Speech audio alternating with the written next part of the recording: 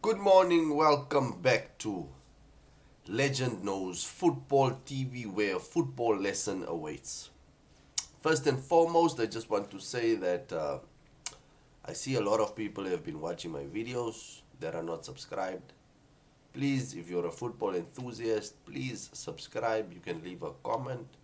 Please turn on your notification bell so that you know when I have uploaded a video so that we can have a discussion and yeah, please leave a like, subscribe. The aim is to get to at least 50 subscribers this year, you know, just to help the channel grow. You guys can help me grow and we can make this thing a success. As always, we start off with the verse of the day. Today's verse of the day comes from John 8 verse 12. Again, Jesus spoke to them saying, I am the light of the world. Whoever follows me will not walk in darkness, but will always have the light of life. The word of God is the truth and it is blessed. Let's continue with some football rumors and transfer news. As we start off with Chelsea Dodgers as per Metlaw. Despite reports in France, Chelsea are not currently among the clubs interested in signing goalkeeper Gianluigi Donnarumma. So it seems like Chelsea wants to continue with. It seems like Chelsea wants to continue with Sanchez, but I won't rule out the possibility of us actually getting a goalkeeper. Just to just to have that security in case Sanchez does one of his, funny things again. So we can just just get another number one for the season, because this season is very important to us. It's for us to actually see, since that PSG game, was there a fluke or did we actually improve significantly? Did the boys graduate? Did the boys become men that can compete at the highest level? Let's go to our next story regarding Chelsea with Nicholas Jackson. Chelsea Dodgers as per Met Law. There remains a possibility Nicholas Jackson could leave Chelsea this summer. Newcastle United are currently trying to sign Benjamin Sesko, but could look towards Jackson if that move falls through. Simon Phillips further tweeted that on Nicholas Jackson, there is some movement with Newcastle and Manchester United. But this morning, as I was making the video, I saw a tweet which, as per CFC Pies, tweeted that Manchester United have ruled out a move for Nicholas Jackson due to cost. Laurie Whitwell. So the thing is that Manchester don't want to overspend again. I think they learned their lesson. They've learned their lesson in the past of overspending on players that just flop at the club and they won't be able to get back at least even 50% of what they paid. So yeah, I think that's one of the major issues, and obviously that Nicholas Jackson isn't, the most prolific striker in front of goal, as there is so many video footage out there of him. In terms of Newcastle, I think they might, if they don't get Sesko and Isak leaves, they might just come for Nicholas Jackson, because there is a striker drought out there, and Nicholas Jackson knows how to play in the Premier League. He's Premier League proven, so I feel like he will be a good addition to Newcastle if they don't. And you never know, Eddie Howe might be able to get that player that's inside there somewhere hiding out of Nicholas Jackson, because I feel like he just needs his finishing and then he will be a good striker. Maybe the pressure at Chelsea is just too high for him, so Newcastle might not have that pressure on him to perform week in, week out. So, But let's see, let's continue on to the next news, which is surrounding our left back position.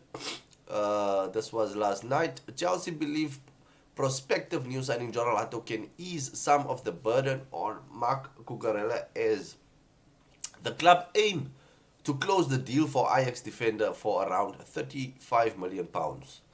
Further tweeted that Chelsea predominantly view Hato as providing depth and competition at left back. Chelsea recognize that Marco Corella needs assistance, given how much he has played, and also the fact Chelsea will combine Premier League and Champions League campaigns this season as per Met Law. So this is like preaching to the choir. Everyone knew, everyone saw, everyone observed that Marco Corella has been playing a lot of football, and that's a vital position. So if he gets injured, what will we do? We will just be, that would be like a gap for the opposition to attack us on. So having Joral Atto as an understudy for Cucurella is amazing. The boy also wants to come.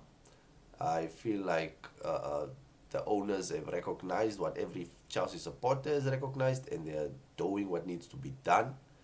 So we just wait, and I feel like this week is going to be a here we go for Joral Atto. That's about it. Let's move on to the next slide, which is on Garnacho. Simon Phillips tweeted, Chelsea want both Alejandro Garnacho and Xavi Simons. There is a concrete possibility that Chelsea sign both. For Garnacho, it is something for later in the window. And then further, CFC Pies, as per Met Law, Chelsea retain an interest in Manchester United winger Alejandro Garnacho, and the arrival of Simmons will not necessarily close the door on a potential deal for the Argentine. So maybe we might just get him on a loan deal. Maybe we might just get him on a loan deal, and we just don't want to create a scenario where we have too many players and everyone wants to play first team football. There is only 11 players on the field. And when you get these Garnachos that think they are Cristiano Ronaldo, it creates friction in the locker room, in the dressing room. And we don't want that. We want everyone to play for the team, for each other, not against each other. So hopefully we can, if we get Simmons and Garnacho, Enzo Maresca can balance out that situation for everyone to be in good terms with one another and not see just healthy competition, not trying to play against each other, like I've said before. But I don't think Garnacho is a bad signing. Maybe he will become what he thinks he is under Enzo Maresca. You never know. Some players, you just see them overnight change attitude. Look at Dembele, what happened to him when he went to PSG under Luis Enrique. He's Ballon d'Or contention now. Everyone is just saying Ballon d'Or, Ballon d'Or, Ballon d'Or. So let's see what happens. Let's see how the story develops, and let's move on to the next slide, which is on a kind of it's a bit of a dark day in the Premier League for Son. Son might leave Spurs. Let's read as follows. Ben Jacobs exclusive. LAFC advancing to sign Spurs captain Son Heung-min. Son to decide future after Newcastle FC friendly with South Korea. In South Korea, LAFC believes Son prefers MLS to Saudi. Spurs won't stand in Son's way if he decides to leave with Tom Bogart. Sonaldo, the man, the legend himself. We used to call him Mr. Reliable on FIFA before it became EAFC. So Son is one of those players that lit up the EPL, the Premier League. Him and Kane, they almost won the league that year when Leicester City won it. But I think it's time. It's like, he won the trophy with Spurs, and he had a good career in the Premier League. He scored some beautiful goals. We can only wish him the best. Every rival fan has never had an issue with Son. Even as a human being, you could see he has a positive attitude, always smiling. Never being aggressive, having these, like some players on the field wanting to fight, or just not respecting fellow teammates, coaching staff, or that. So we wish him the best. We want him to retire, or to play the latter stages of his career, last stages, just relaxing, not having this amount of pressure. But yeah, let's check what's next on the horizon. I think, yeah, that's the end. That's the end of the video. Thank you for watching so far. Please leave a like and subscribe. We will follow up on the latest transfer news. Please turn on the notification bell. Leave a comment. We can have a discussion, and let me know your thoughts on the transfer window so far. What your team has done. What you want your team to do. And stay safe. God bless. And see you in the next upload. Cheers.